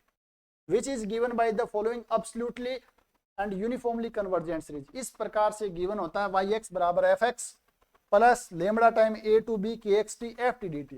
ये के एक्स टी है, वाई की जगह क्या आ जाएगा, एफ टी डी टी आ जाएगा, plus lambda square a to b के x t D t A to b के x t one f t one d t one d t two. इस प्रकार से ये सीरीज से दिया जाता है, सीरीज की हेल्प से इस इंटीग्रल इक्वेशन का सॉल्यूशन दिया जाता है। आपसे पूछा जा सकता है ये इंटीग्रल इक्वेशन यूनिक और जो आपके पास सॉल्यूशन कब एग्जिस्ट करेगा इसका, तो आपके पास वहां पर 3 कंडीशन होगी। पूछा जा सकता है ये या ये 3 कंडीशन लिख देंगे, बोल देंगे ओनली 2 होल थर्ड या कुछ थोड़ा बहुत इसमें चेंज कर सकते हैं। थोड़ा बहुत आप उसको अच्छे से देख लें, ये तीनों स्टेटमेंट आपको अगर ये संतुष्ट होती है तब जाकर के वो क्या रखेगी, यूनिक सॉल्यूशन। सेम आपके पास वोल्टेरा इंटीग्रल इक्वेशन का सॉल्यूशन, तो आपके पास इंटीग्रल इक्वेशन क्या हो जाएगी Volterra, Y x equals to आपके पास एफ एक्स नॉन होमोजीनियस है प्लस लेमड़ा टाइम ये ए टू एक्स है और ये आपके पास के एक्स टी है, के एक्स टी है और ये आपके पास वाई टी डी। तो इस केस में सबसे पहले आपके पास ये निकालना है इटरेटेड कर्नल, फिर आप इसका रिजोल्वेंट कर्नल सेम वही है, एम है तो पावर एक कम हो जाएगी लेमड़ा की पावर एम माइनस वन। तो सॉल्यूशन क्या होगा, वाई एक्स बराबर F x plus lambda A to X, ये सेम ही रहेगा, के एक्स टी है वो रिप्लेस हो जाएगा रिजोल्वेंट कर्नल से और जो वाई टी है वो रिप्लेस हो जाएगा जो ये फंक्शन आपका नॉन है एफ टी डी टी से। तो ये सॉल्यूशन है और सेम इसी प्रकार इस पे भी एक क्या है, एक थ्योरम गिवन है, सेम कर्नल रियल कॉन्टिन्यूस होना चाहिए, पहला स्टेटमेंट, दूसरा भी सेम है, तीसरा भी सेम है। अगर ये इंटीग्रल इक्वेशन इस प्रॉपर्टी, इन तीनों प्रॉपर्टी को संतुष्ट करती है तो उस केस में जो वोल्टेरा इंटीग्रल इक्वेशन वो यूनिक कॉन्टिन्यूस सॉल्यूशन रखेगी इंटरवल आई के अंदर, और उसका सॉल्यूशन है वो भी आपके पास इस सीरीज के हेल्प से गिवन। कई बार क्वेश्चन पूछा जा सकता है थ्योरेटिकली, तो इसको थोड़ा सा जरूर रख ले। यहाँ तक सब साथियों ने कहेंगे सर ये चीजें हमने पढ़ी है, कुछ नया नहीं है और हमने याद भी कर ली है, हालांकि फिर भी कई बार छोटी छोटी चीजें जहां मैंने बताया कि यहाँ पर देखो ये कर्नल निकालते हैं रिजोल्वेंट कर्नल, कई बार अपन गड़बड़ कर देते हैं, छोटी सी ये वाली गड़बड़। यहाँ पर क्या गड़बड़ है, देखो ये बुक में थी गड़बड़, बट कोई बात नहीं, ये देखो वापस यहाँ पर ये लिख दिया, ये गड़बड़ अपने से भी हो सकती है, यहाँ टी आएगा, मुझे लग रहा था इस टाइप की गलती है, तो उस पीडीएफ में भी मैंने वहां से कॉपी पेस्ट किया था, बट यहाँ पर थोड़ी सी गलती है, तो यहाँ पर आपको थोड़ा सा ध्यान रखना है। ये क्या आएगा, टी टू एक्स आएगा, K N minus one X Z K x T. थोड़ा सा कई बार सिली मिस्टेक है, छोटी मोटी गलती हो सकती है, बुक में भी किसी पीडीएफ में मिल सकते हैं, मुझसे भी हो सकती है और आपसे भी हो सकती है, विशेष ध्यान रखना है। यहाँ पर एक बार बुक में वापस देख लेना, चेक कर लेना, यहाँ पर टी आएगा तभी तो इसका कर्नल है वो एक्स माइनस टी की फॉर्मेट में आता हमेशा वोल्टेरा का। ये गलतियां कई बार भूलवश हो जाते हैं, बट ये गलती नहीं होनी चाहिए। अब अपन बात करते हैं शॉर्टकट मेथड की। ये कुछ शॉर्टकट मेथड यहाँ पर आपको देखने को मिलेंगे। उससे पहले एक आइगन वैल्यू आइगन वेक्टर का एक कंसेप्ट और देख लेते हैं। क्या कंसेप्ट है कि consider the following homogeneous Fredholm integral. Homogeneous Fredholm integral equation के बारे में ही मोस्टली पूछी जाती है। तो ये आपके पास एफ एक्स 0 आ गया और जो लिमिट है वो कांस्टेंट है, तो आपके पास फ्रीडोम इंटीग्रल इक्वेशन होगी होमोजीनियस काइंड की। तो इस इक्वेशन का आपके पास वाई एक्स बराबर 0 हमेशा सॉल्यूशन होता है, क्योंकि यहाँ 0 रखेंगे, यहाँ 0 रखेंगे, तो दोनों तरफ क्या रही है, आइडेंटिटी में कन्वर्ट हो रही है, यानी कि वाई एक्स बराबर 0 इसका एक सॉल्यूशन है, जिसको हम ट्रिवियल सॉल्यूशन या जीरो सॉल्यूशन बोलते हैं। The value of parameter lambda, the value of parameter lambda which has a non zero solution that is Y X non zero, यानी लेमड़ा का वह मान जिसके लिए वाई एक्स आपके पास एक नॉन जीरो सॉल्यूशन है इंटीग्रल इक्वेशन का, उस केस में जो लेमड़ा है वो आपके पास इस इंटीग्रल इक्वेशन की आइगन वैल्यू कहलाती है, और उसके कोरस्पॉन्डिंग जो फंक्शन वाई एक्स मिलता है वो आइगन फंक्शन कहलाता है। और called eigen values of one और the eigen values of the kernel के एक्स टी। कई बार कर्नल की आइगन वैल्यू बोल देते हैं, कई बार इंटीग्रल इक्वेशन की आइगन वैल्यू बोल देते हैं, एक ही बात है। And each non zero solution of one का जो इक्वेशन आपके पास इंटीग्रल इक्वेशन, इसका जो प्रत्येक नॉन जीरो सॉल्यूशन है वो हमेशा क्या कहलाएगा, आइगन फंक्शन कहलाएगा corresponding to eigen value. Lambda eigen value के कोरस्पॉन्डिंग आइगन फंक्शन कहलाएगा। अगर लेमड़ा की वैल्यू 0 है तो वो कभी भी उसकी आइगन वैल्यू नहीं हो सकती है, ध्यान रखना। लेमड़ा बराबर 0 कभी भी आइगन वैल्यू नहीं हो सकती है, और वाई एक्स बराबर 0 आ गया है उस केस में भी उसकी आइगन वैल्यू है वो एग्जिस्ट नहीं करती है, वाई एक्स नॉन जीरो होना चाहिए। तो ये थोड़ा सा विशेष ध्यान रखें, यहाँ पर रिमार्क लगा के लिखा हुआ, फर्स्ट इफ नंबर लेमड़ा बराबर 0 is not eigen value of 1 since lambda बराबर 0 इट्स फॉलो वाई एक्स बराबर 0 विच इज ट्रिवियल सॉल्यूशन। यहाँ पर लेमड़ा बराबर 0 रख देंगे तो क्या आ जाएगा, वाई एक्स बराबर 0, और वाई एक्स बराबर 0 है तो वो हमेशा जीरो सॉल्यूशन होता है, उसके कोरस्पॉन्डिंग हमें कोई भी आइगन वैल्यू है वो नहीं मिलती। तो लेमड़ा बराबर 0 है, किसी भी इंटीग्रल इक्वेशन की आइगन वैल्यू नहीं होती, पहली बात तो ये ध्यान रखना। दूसरा, फाई एक्स अगर आइगन वैल्यू है, आइगन फंक्शन है इंटीग्रल इक्वेशन फर्स्ट का, तो किसी कांस्टेंट से मल्टीप्लाई करेंगे सी फाई एक्स, वो भी आपके पास क्या होगा, एक आर्बिट्रेरी कांस्टेंट है जहां पर सी, तो वो भी आपके पास एक आइगन फंक्शन होगा सेम आइगन वैल्यू के कोरस्पॉन्डिंग, है ना। यानी कोई आइगन फंक्शन है लेमड़ा कोरस्पॉन्डिंग, तो उसको किसी कांस्टेंट नॉन जीरो कांस्टेंट से मल्टीप्लाई करते हैं तो वो भी आपके पास उसी आइगन वैल्यू के लिए आपके पास एक आइगन फंक्शन मिलेगा। A homogeneous freedom integral equation of the second kind may generally have no eigenvalue and no eigenfunction, that is it may not have any real eigenvalue or eigenfunction. Homogeneous freedom integral equation of the second kind, homogeneous की बात कर रहा है या ये homogeneous है second kind की है। मुझे लग रहा है यहाँ पर भी थोड़ा सा शायद वोल्टेज इंटीग्रल इक्वेशन हो सकती है, एक बार वापस से अपन थोड़ा सा चेक कर लेंगे इसको। लेकिन हालांकि इसमें यही लिखा हुआ कि homogeneous Fredholm integral equation of second kind may have generally no eigen value और no eigen function, that is it may no have, शायद फिर हो सकता है कि फर्स्ट काइंड की एग्जिस्ट करे सेकंड काइंड की एग्जिस्ट नहीं करे। तो एक बार थोड़ा सा इसको विशेष एक बार और देख लेना आप भी, है ना। इस चीज को थोड़ा सा हो सकता है सेकंड काइंड की नहीं रखती हो, सिर्फ और सिर्फ फर्स्ट काइंड की जो आइगन वैल्यू है इंटीग्रल इक्वेशन है वही आइगन वैल्यू रखती हो। ये थोड़ा सा एक चेक करना है।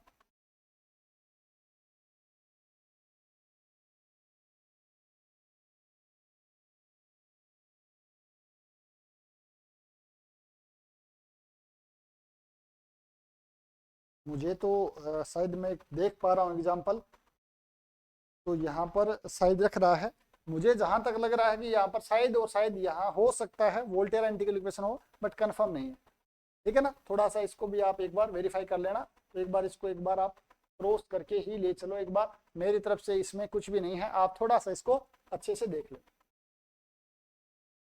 Shortcut method for Fredholm integral equation, ये इंपॉर्टेंट है, ये मैंने लिखे हैं नोट्स में, बट हो सकता है कई बार पढ़ने में समझ में नहीं आए सर क्या कहना चाहते हैं। ये मान के चलो जो अपन ने अभी तक पढ़ा ना, सबसे शॉर्टकट ये है, ये चीजें अपने को आती हैं तो अपन बहुत ही कम समय में बहुत कुछ कर लेंगे। तो shortcut methods for Fredholm integral equation, अगर आपके पास जो फ्रीडम इंटीग्रल इक्वेशन है वो इस टाइप की है, किस टाइप की है, यहाँ पर कुछ नहीं लिखा हुआ, ठीक है, तो मैं ले लेता हूँ वही same, Y x equals to F x plus lambda time A to B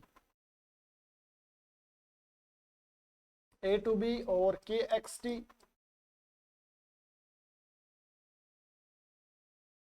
Y T D T. ये आपके पास क्या है, एक फ्रीडम इंटीग्रल इक्वेशन है। यहाँ पर बस एक विशेष ध्यान रखना, जब कर्नल आपका ये जो कर्नल के एक्स टी है वो स्पेशल केस का होगा तभी वाला ये मेथड है वो अप्लाई होगा, और ये मानकर चलो आपके जो आता है ना वो स्पेशल टाइप का ही आएगा। अगर वो बड़ा वाला आ भी जाता है ना दूसरा, तो वो आपके पास क्या उस केस में आप सोल्व करना काफी लेंथी हो जाएगा, उसमें टाइम लगेगा बहुत ज्यादा, आप वहां पर कर भी नहीं पाओगे। ये कब अप्लाई होगा, ये आपके पास अप्लाई होगा जब के एक्स टी कर्नल है वो किस टाइप का हो, alpha x into beta T, यानी आपके पास सेपरेबल कर्नल के अंदर भी आपके पास जो एन बराबर 1 2 अपने एन लेके चलते थे, या आई टू ए आई और B I T A I X, है ना, आई की वैल्यू 1 to n, तो यहाँ पर आई का मान सिर्फ एक है, यानी a1x b1t इस टाइप का ही है, आगे a2 b2 वाला नहीं है, तभी आपके पास ये एप्लीकेबल होगा। यहाँ पर a और b की जगह अल्फा बीटा ले लिया, ठीक है। दूसरी चीज यहाँ पर देखो, ये के एक्स टी बराबर ये हो, जहां पर n का मान 2 या 2 से बड़ा हो तो ये एप्लीकेबल नहीं होगा मेथड, सिर्फ एक हो तभी एप्लीकेबल है। यदि शॉर्टकट मेथड क्या है, एक लेमडा डैश में एक डिफाइन करता हूं, लेमडा डैश एक नया एक डिफाइन करता हूं। यहाँ पर क्या है लेमडा डैश आपके पास यहाँ पर कि a टू b, जो लिमिट आपके पास a टू b वही लिमिट है, के एक्स जहां पर t है वो x कर लेता हूं, t की जगह मैं x रख देता हूं, तो के एक्स का x के सापेक्ष इंटीग्रेशन निकालना है और उसकी लिमिट a टू b में निकालनी। अगर लेमडा डैश की वैल्यू आपके पास 1 अपॉन लेमडा के बराबर नहीं है, लेमडा डैश मैंने इसको माना है, अगर इसकी वैल्यू आपके पास 1 अपॉन लेमडा के इक्वल नहीं आती, या मैं लेमडा डैश की बजाय इसको p ले लेते हैं, और मैंने वहां पर भी p ले लिया क्योंकि लेमडा डैश आपको गड़बड़ करेगा बाद में, आगे लेमडा डैश दूसरे 1 अपॉन इसको लेमडा डैश माना हुआ, 1 अपॉन ये एक्सप्रेशन इसको लेमडा डैश माना है, तो मैंने जो बुकलेट है वहां पर भी p किया हुआ, ध्यान रखना आपके शॉर्ट नोट्स में p मैं एक मान ले रहा हूं a टू b के एक्स एक्स, जो कर्नल है t की जगह x रखा, के एक्स एक्स का x के सापेक्ष इंटीग्रेशन करना, लिमिट सेम रखनी है। अगर इसकी वैल्यू ये जो आपका लेमड़ा यहाँ पर है इसके रेसिप्रोकल से इक्वल नहीं है तो उस केस में आपके पास जो रिजोल्वेंट कर्नल आएगा वो क्या आ जाएगा, सीधा ये के एक्स टी जो कर्नल है अपॉन में 1 minus lambda time A to b के एक्स एक्स, या मैं इसको लिख सकता हूं K x comma t 1 minus lambda time p, जहां पर पी हमने ये वैल्यू फाइंड आउट की। दूसरा इसका रिजोल्वेंट कर्नल पूछे nth इटरेटेड कर्नल पूछे तो जो अपना p आया है p की पावर n-1 और साथ में kxt आ जाएगा, p की पावर n-1 और kxt आ जाएगा। हम क्वेश्चंस देखेंगे बाद में जो अपन ने पहले किए थे, उससे पहले मैं एक दो एग्जांपल की हेल्प से आपको थोड़ा सा ये समझा देता हूं फ्रीडोम इंटीग्रल इक्वेशन। ठीक है, आपके पास मान लेते हैं कि आपके पास एक कर्नल गिवन है kxt, इंटीग्रल इक्वेशन जिसका कर्नल है e की पावर x प्लस टी, और इसकी जो लिमिट है वो दे रखा है a की वैल्यू 0, b की वैल्यू 1, a की वैल्यू 0 और b की वैल्यू 1 गिवन है। तो सबसे पहले आपको काम, लेमड़ा का मान यहाँ पर गिवन ही नहीं है तो लेमड़ा के बारे में सोचना ही नहीं है। इंटीग्रल इक्वेशन गिवन हो तो वहां लेमड़ा गिवन होता है, तो वहां पर देखना है, यहाँ पर लेमड़ा आपके पास उसके इक्वल नहीं आ रहा है, ये मानते हुए सोल्व करना है। तो यहाँ पर सबसे पहले मुझे बताओ के एक्स कोमा टी, इसको मैं लिख सकता हूं क्या, e की पावर x इंटू ई की पावर t, तो ये आपके पास आ गया अल्फा x, ये आपके पास आ गया है बीटा t। अब हमें निकालना है p, स्मॉल p था हमारे पास, इंटीग्रेशन लिमिट 0 टू 1 और क्या आएगा के एक्स कोमा एक्स, यहाँ पर x x रखेंगे तो क्या हो जाएगा 2x e की पावर 2x का इंटीग्रेशन करना है 0 टू 1 में x के सापेक्ष dx। यहाँ पर आप देखोगे e की पावर 2x बाई 2 इंटीग्रेशन करना है तो 2 का डिवाइड कर देना है और ये आ जाएगा 0 से लेकर के 1 तक। जैसे रखेंगे यहाँ पर तो यह 1/2 e की स्क्वायर माइनस 1 e की पावर 0 बराबर 1, तो ये हमारा क्या आ गया, p आ गया है। अब हमें पूछे रिजोल्वेंट कर्नल, अगर हमें पूछता है ये रिजोल्वेंट कर्नल तो आपके पास क्या आ जाएगा, रिजोल्वेंट कर्नल यहाँ से r x t semicolon lambda this is equals to क्या आ जाएगा भाई, रिजोल्वेंट कर्नल बताया था के एक्स टी और 1 माइनस लेमड़ा इंटू पी, तो ये आ जाएगा के एक्स इंटू टी, और यहाँ पर आपके पास क्या आ जाएगा 1 minus lambda by 2 E square minus 1। इसको कई बार ऐसे भी लिखा जा सकता है 2x comma t this is equals to 2 minus lambda time e square minus, क्योंकि ये बराबर हो जाएगा ना, उस केस में आपके पास 1 अपॉन लेमड़ा के इक्वल होते ही नीचे वाला इनफाइनाइट हो जाएगा, ये नीचे वाला 0 हो जाएगा और ये फिर नॉट डिफाइन हो जाएगा। तो इस केस में अपन वो ऐसा लेकर के चलते हैं, ठीक है ना। और ये एग्जिस्ट कब करेगा, जब आपके पास ये वाली वैल्यू है लेमड़ा ई स्क्वायर माइनस 1 बराबर 2, और यानी कि मोड लेमड़ा की वैल्यू यहाँ से क्या आनी चाहिए, लेस देन होनी चाहिए 2 अपॉन ई स्क्वायर माइनस 1, तब जाकर के ये आपके पास यूनिफॉर्मली कन्वर्जेंट करता है। ठीक है, थोड़ा सा ये आपको, अब आपसे पूछा भाई यहाँ पर कि nth इटरेटेड कर्नल क्या होगा, nth इटरेटेड कर्नल, तो आप सीधा बता सकते हो p की पावर n-1, p आपके पास क्या है वो आया है ये वाला, तो इसकी पावर n-1 तो 1/2 की पावर n-1 और ई स्क्वायर, या मैं पूरा लिख देता हूँ ई स्क्वायर माइनस 1/2 की पावर n-1 और साथ में कर्नल, कर्नल क्या है e की पावर x प्लस e। तो ये आपके पास रिजोल्वेंट कर्नल। सेकंड पूछे तो n की वैल्यू 2 रख देंगे, थर्ड इटरेटेड कर्नल पूछे तो n की वैल्यू हमें 3 रख देंगे। ठीक है, एक एग्जांपल और देख लेते हैं, थोड़ी सी चीजें और समझ में आ जाएंगी कि xt आपके पास x कोमा t, या आपके पास ऐसे दे दे कि yx इक्वल्स टू ये आपके पास fx प्लस लेमड़ा टाइम 0 से π/2,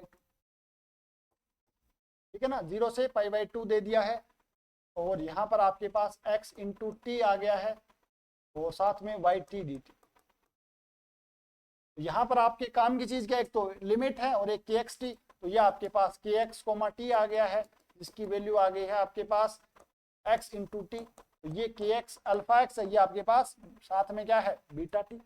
अब हमें सबसे पहले p निकालना है, p की वैल्यू 0 से π/2, ये आपके पास क्या आ गया है इंटीग्रेशन x इंटू एक्स, तो एक्स स्क्वायर आ जाएगा के एक्स एक्स, यहाँ एक्स स्क्वायर dx, और ये आपके पास x³ बाई 3 आ जाएगा, और एक्स क्यूब रखेंगे तो पाई की पावर 3 आ जाएगा और 8 या 24 आ जाएगा। ये पी आ गया है। तो अगर आपके पास आपसे पूछे K x t sorry R x t lambda resolvent kernel आपसे पूछता है तो आप डायरेक्ट क्या बता सकते हो रिजोल्वेंट कर्नल यहाँ से के एक्स टी आपके पास है एक्स इंटू टी और नीचे आ जाएगा 1 माइनस लेमड़ा टाइम पाई क्यूब अपॉन में 24 सोल्व करके 24 ऊपर भेज सकते हैं, ऐसे कर सकते हैं। और आपसे अगर पूछता यहाँ पर nth इटरेटेड कर्नल के एन एक्स टी क्या आ जाएगा भाई बताओ, सिंपल है सर p की पावर n माइनस 1, p आपके पास ये है तो पाई क्यूब अपॉन 24 की पावर n माइनस 1 आ जाएगा और साथ में कर्नल क्या है x इंटू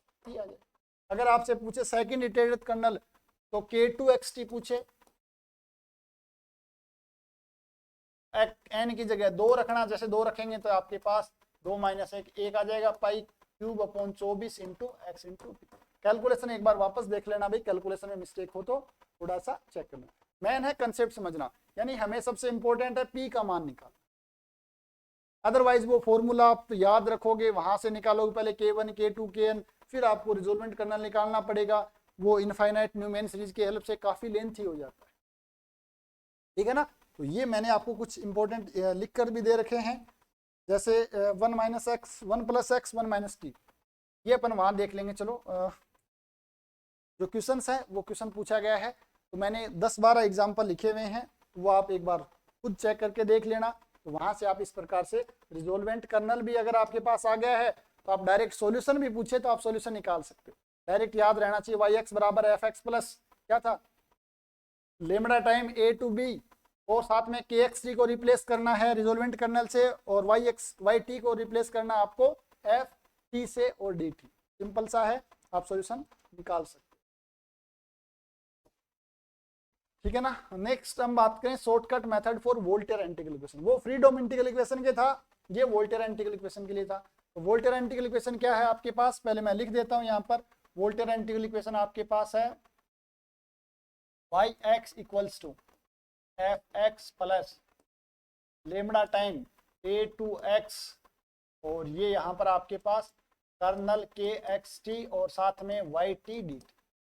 ये आपके पास सेकंड काइंड की नॉन होमोजीनियस कोई भी एक वोल्टेयर इंटीग्रल इक्वेशन आपको गिवन है, जहां पर कर्नल ये है किस टाइप का होना चाहिए भी आपका इंपॉर्टेंट है, कर्नल इस टाइप का होना चाहिए, साथ में n का मान 2 से बड़ा है तो ये अप्लाई नहीं होगा। अब और इंपॉर्टेंट चीज इसमें क्या ध्यान रखना है कि यहाँ पर के एक्स की वैल्यू 1 आएगी, t की जगह अगर अपन रख देंगे x तो के एक्स इसकी वैल्यू 1 आनी चाहिए और दूसरा के एक्स टी इंटू के टी एक्स करें तो आपके पास 1 आना चाहिए, यानी x और t को रिप्लेस करो फिर उनको आपस में मल्टीप्लाई करेंगे तो 1 आती है, तब जाकर के हम ये अप्लाई कर पाएंगे।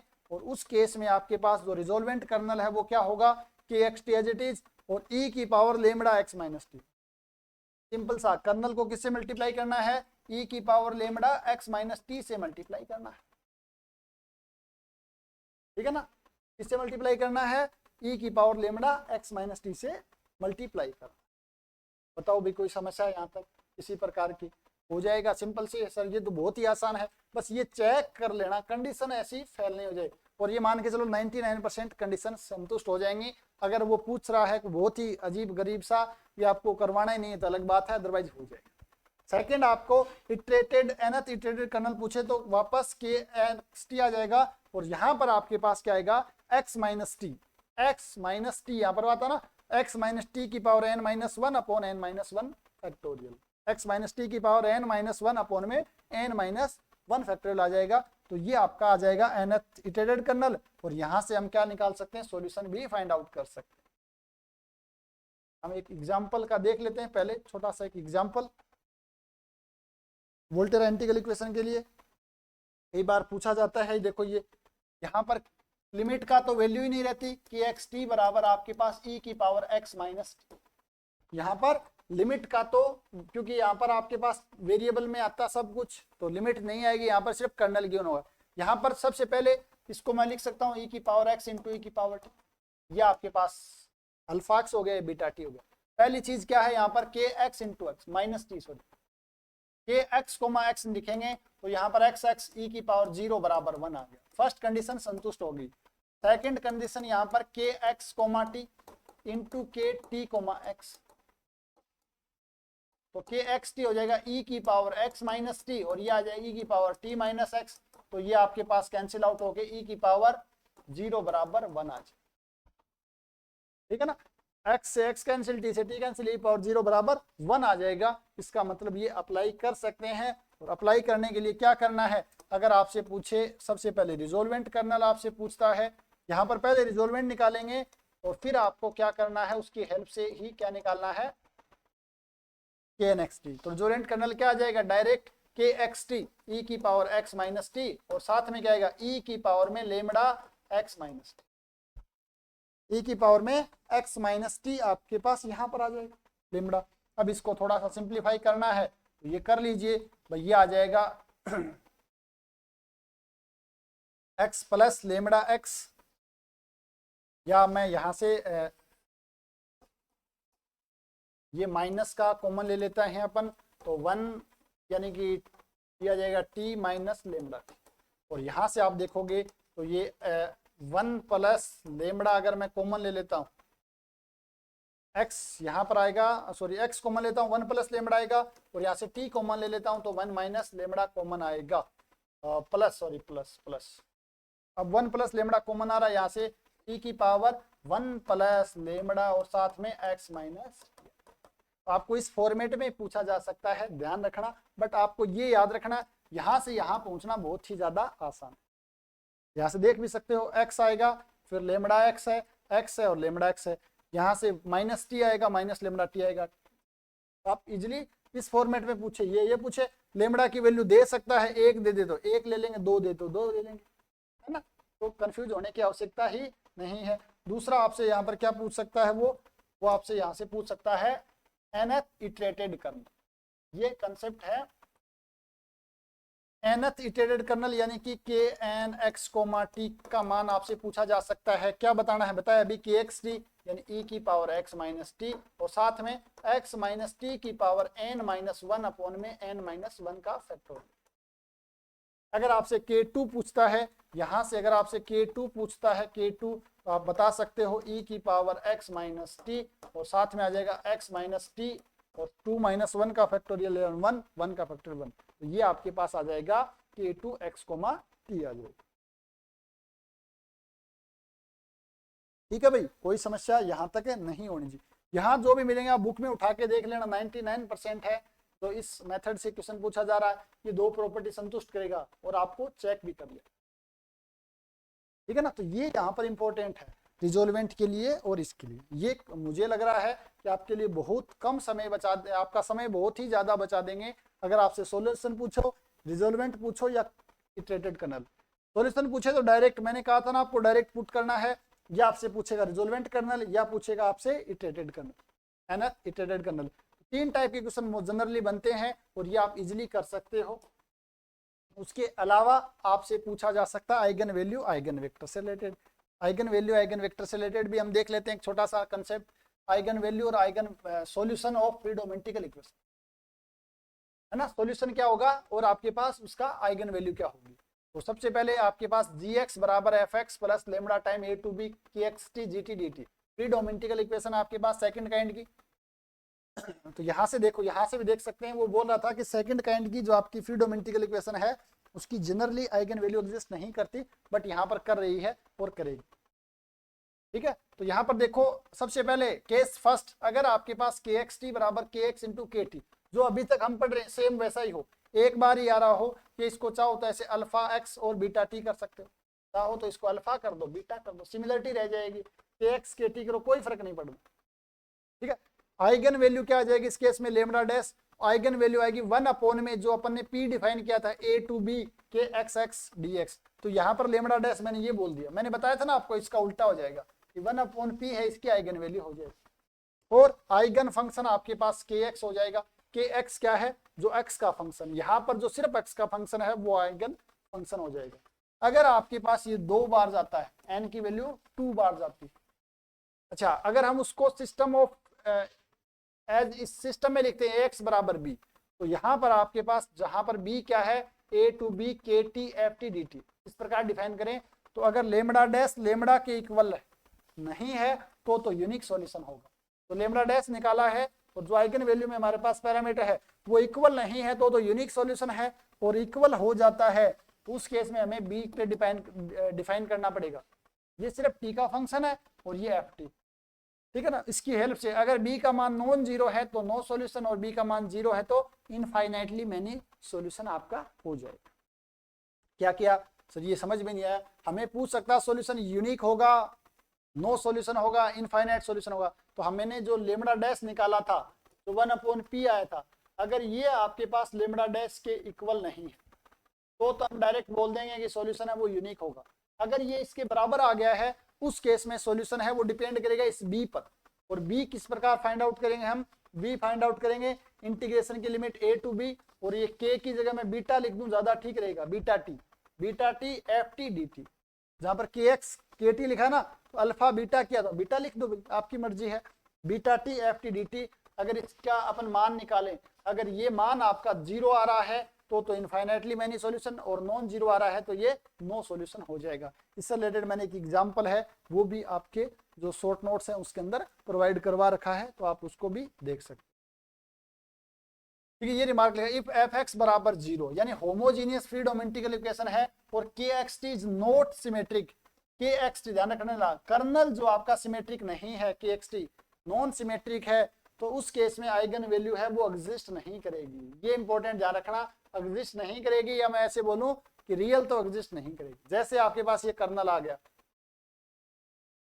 के एक्स टी बराबर के टी एक्स नहीं है, कौन सी बात कंडीशन, अपन सिमेट्री वाली कंडीशन को संतुष्ट नहीं करेगा, क्योंकि यहाँ पर क्या साइन और कोस है। तो इस केस में अगर ये कर्नल है तो इसकी आइगन वैल्यू डायरेक्ट अपन बोल सकते हैं कि आइगन वैल्यू एग्जिस्ट ही नहीं करेगी। इंपॉर्टेंट रिजल्ट है, ध्यान रखना। कहीं ऑप्शन हो सकता है आपके पास तीन आइगन वैल्यू दे दे, चौथा दे दे डज नॉट एग्जिस्ट, तो आप डायरेक्ट बता सकते हो कि कर्नल अगर सिमेट्रिक नहीं है होमोजेनियस फ्री डोमेस्टिकल इक्वेशन में तो उसकी आइगन वैल्यू है वो एग्जिस्ट नहीं करेगी। अब अपन 1 बाय 1 करके क्वेश्चन देखते हैं। पहला क्वेश्चन तो लेंथ थी, मैंने बताया था।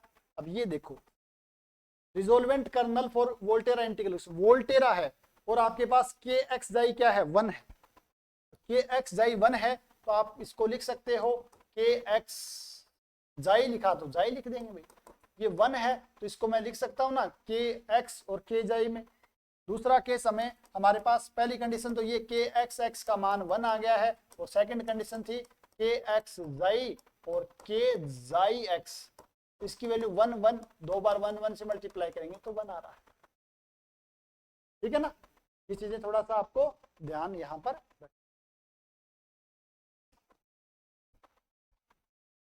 ठीक है, इस चीज का थोड़ा सा ध्यान रखें। दूसरा भाई आपको ये ध्यान रखना है, यहाँ पर इससे क्या पूछा, रिजोल्वेंट कर्नल इसने पूछा है। क्या पूछा है इसने, रिजोल्वेंट कर्नल पूछा है।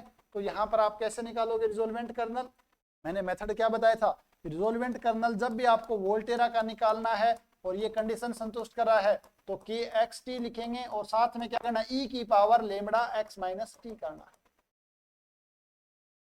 ई की power lambda time x minus T करना है। टी की जगह जाई है तो यहाँ पर जाई कर देंगे भाई, के एक्स टी का मान 1 है, 1 इंटू ई की पावर लेमडा एक्स माइनस, कौन सा ऑप्शन है, लेमडा एक्स माइनस आई, सेकंड ऑप्शन करेक्ट हो गया। सिंपल सा है, दिमाग ही नहीं लगाना, कुछ भी दिमाग नहीं लगाना।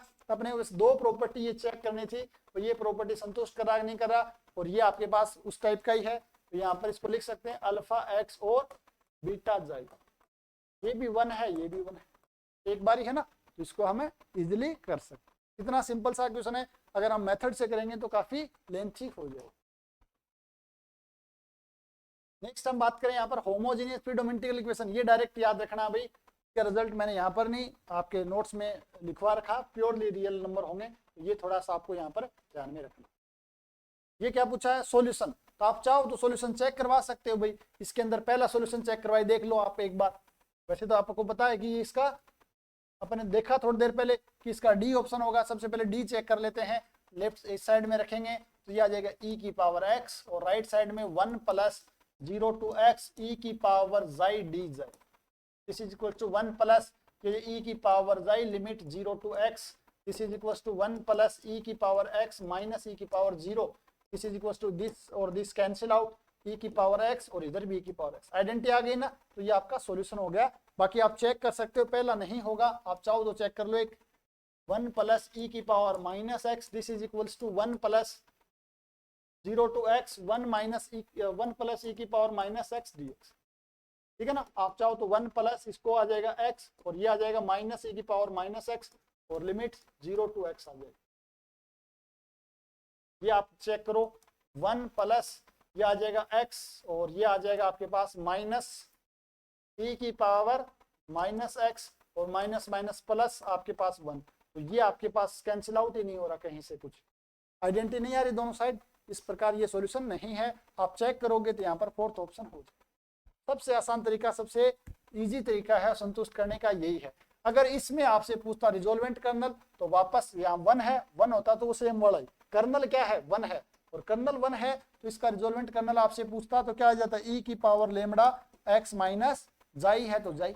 अगर आपसे पूछता कि ये आर एक्स टी लेमड़ा, अगर आपसे पूछता nth इटरेटेड कर्नल ई की पावर लेमड़ा एक्स माइनस जाई और ये आ जाएगा x माइनस जाई की पावर n और अपोन में n माइनस 1 का फैक्टोरियल।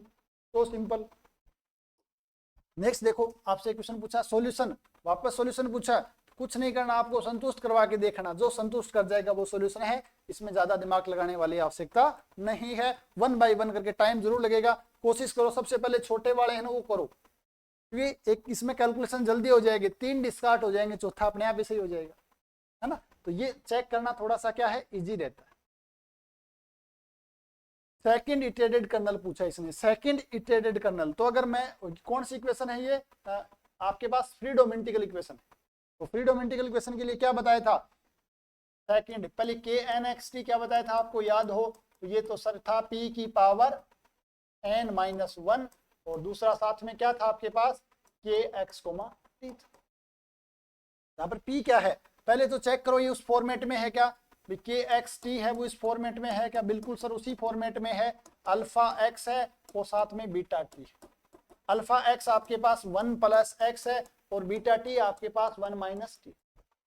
अब आपको सबसे पहले p का मान निकालना है, integration a to b, a का वैल्यू -1, b की वैल्यू 0 दे रखी है, के एक्स एक्स और dx, तो ये आपके पास -1 टू 0 और ये आपके पास x रखेंगे यहाँ पर तो 1 माइनस एक्स का स्क्वायर dx, ये होगा ना 1 plus x 1 minus x a minus b का whole square, this is equals to ये आपके पास आ जाएगा x minus x cube upon 3 और ये आपके पास -1 टू 0, जैसे 0 रखेंगे तो 0 हो जाएगा, फिर ये आपके पास माइनस का साइन, यहाँ माइनस रखा तो -1 और यहाँ माइनस रखेंगे तो -1 की क्यूब माइनस और 1 ये माइनस प्लस हो जाएगा 1/3। ये कैलकुलेशन यहाँ पर गड़बड़ हो सकती है, ध्यान रखना, मेरे से भी गलती हुई थी एक बार, जो अभी सोल्व कर रहा था तो मेरे से भी गड़बड़ हुई, क्योंकि माइनस कर देते हैं माइनस माइनस प्लस ये करते नहीं, ये विशेष ध्यान रखना। ये माइनस आएगा, -1 रखा -1, यहाँ रखेंगे -1 तो आपके पास क्या आएगा -1 और 1 माइनस प्लस 1/3, तो ये आ जाएगा 3 में से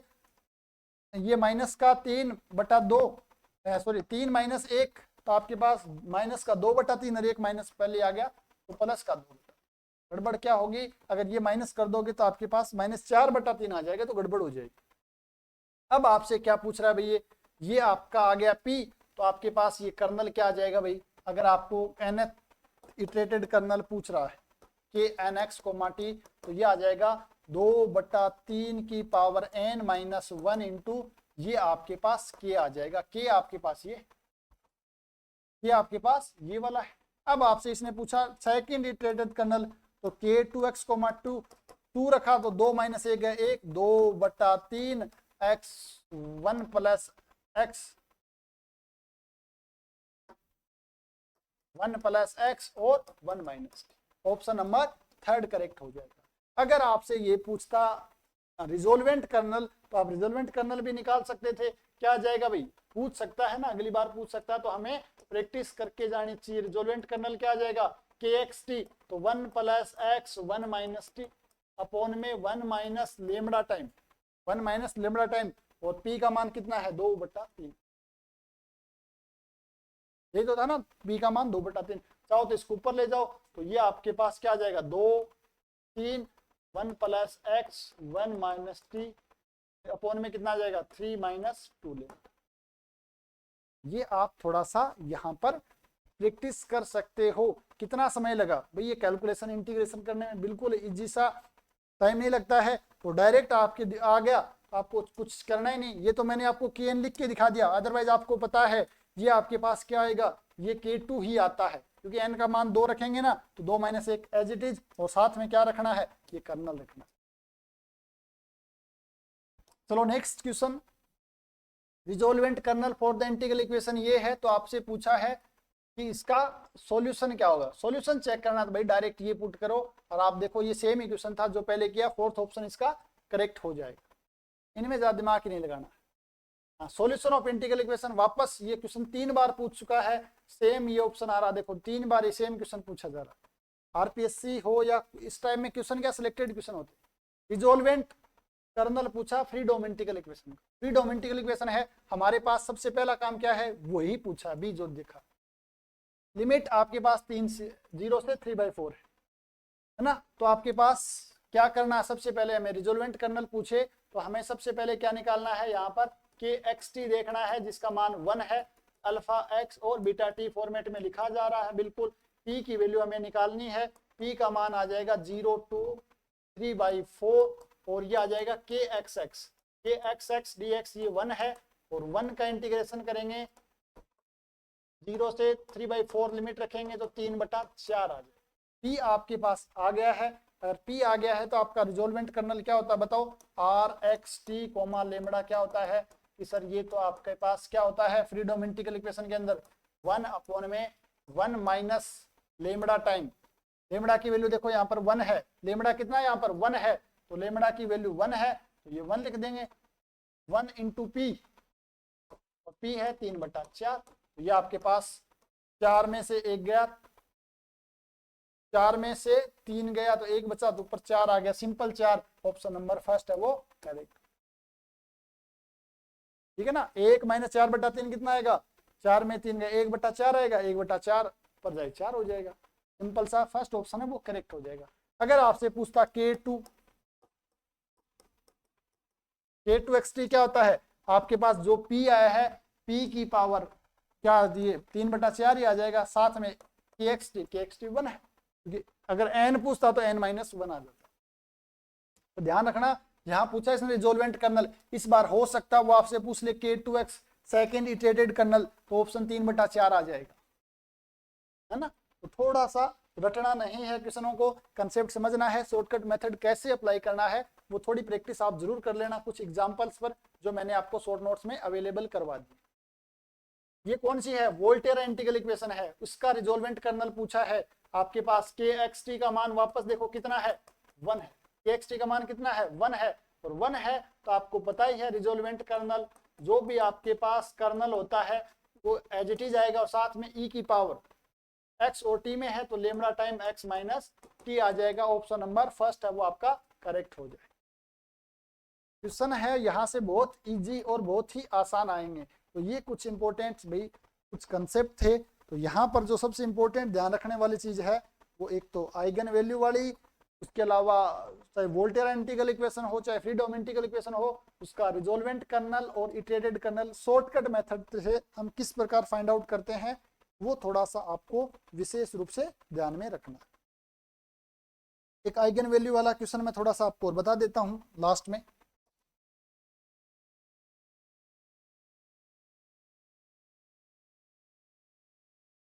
कि बुकलेट में किया हुआ है, थोड़ा सा मैं समझा देता हूँ, सॉरी इसमें अपने शॉर्ट नोट्स आपको प्रोवाइड करवाए हैं ना, इसमें लिखा हुआ है, बट ये क्वेश्चन जैसे आइगन वैल्यू फ्री integral equation yx equals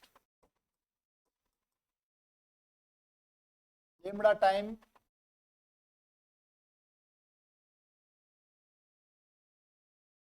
lambda time 0 to 1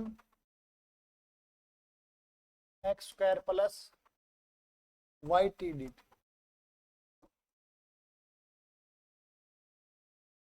x² yt dt ये आपके पास है, और आपसे पूछा है, सॉरी ये नहीं है, यहाँ पर प्लस नहीं है भैया, इसी वापस गड़बड़ होती है, x² × t है ये, और साथ में yt dt है ना, तो ये आपके पास कर्नल है, ये आपके पास क्या है kxt x² × t, तो हमें पता है ये आपके पास अल्फा एक्स हो गया है और ये आपके पास बीटा एक्स। उस फॉर्मेट को संतुष्ट करना चाहिए, बिल्कुल कर रहा है। इसकी हमें अगर आइगन वैल्यू पूछ रहा है तो डायरेक्ट हमें सबसे पहले तो क्या निकालना है, आइगन वैल्यू क्या होगी इसकी, लेमडा डैश बराबर कितनी होगी भी, लेमडा डैश का जो मान आता है, या मैं बात करूं आपके पास पी निकालते हैं हम, आइगन वैल्यू आपके पास लेमडा डैश आती है 1/p और 1/p का मान है 1/p का मान क्या आता है, ये आ जाएगा आपके पास 0 to 1 के x यानी x³ dx और ये आपके पास 1/x की पावर 4 और बटा 4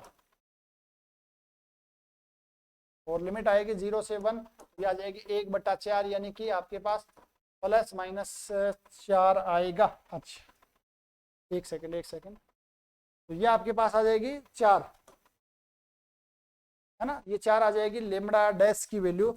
और फिर अपन यहाँ से आइगन वैल्यू प्लस माइनस, और यहाँ पर लिखी थी क्या प्लस माइनस के फॉर्मेट में,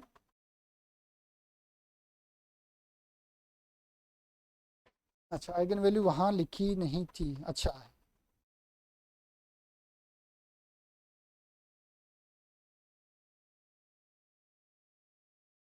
शायद वो रिजल्ट जहां पर अपन ने लिखी ना लेमडा डैश, वहां एक छोटा सा मुझे लग रहा संशोधन होना चाहिए, वहां क्या होना चाहिए, प्लस माइनस दोनों होना चाहिए। लेमडा डैश जो लिखते नहीं, ये तो आपके पास 4 आ गई, चलो ठीक है। फिर जहां पर अपन जो लेमडा डैश जो पहले रिजल्ट लिखा था ना, उसमें शायद मुझे लग रहा 1 माइनस प्लस माइनस पी होना चाहिए, आई थिंक।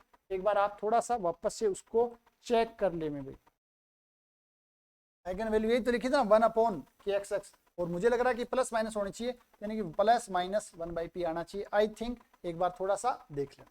उसके अलावा कुछ आपको ध्यान रखना है, अगर कर्नल आपके पास, ये मैंने वहां मेंशन तो कर दिया है कि साइन x प्लस टी हो या कोस x प्लस टी,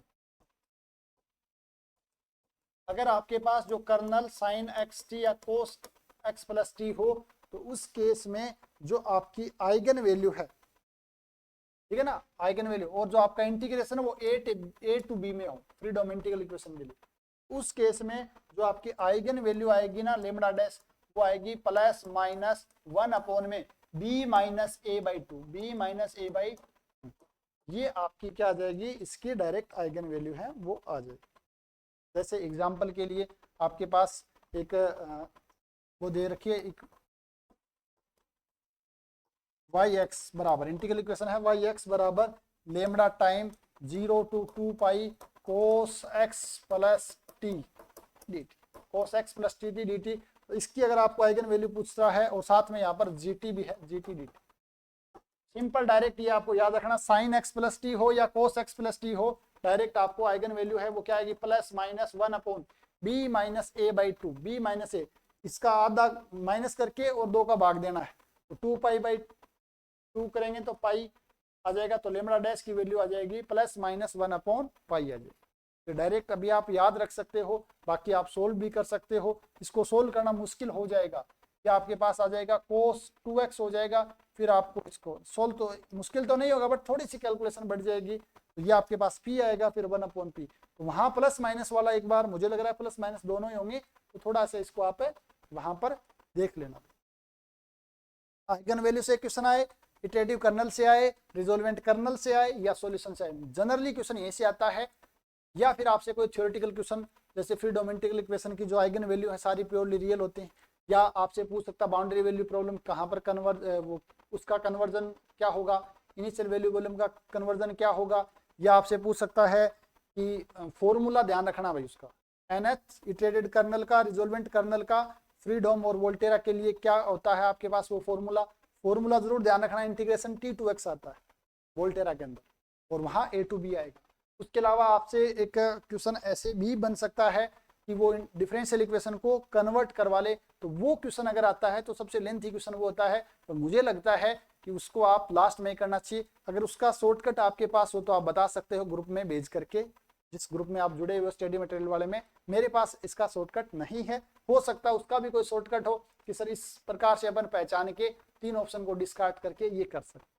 मुझे नहीं मिला कहीं पर भी, अगर आपको मिलता तो आप बता दीजिए, तो आपके भी काम आ जाए, ठीक है ना। तो ये क्लासें आप तो असिस्टेंट प्रोफेसर आरपीएससी वाली तैयारी कर रहे हो या यूपीएससी वाली तैयारी कर रहे हो, इंटीग्रल इक्वेशन के क्वेश्चन है वो हर जगह ही आते हैं, इसको थोड़ा सा अच्छे से देख लेना भाई।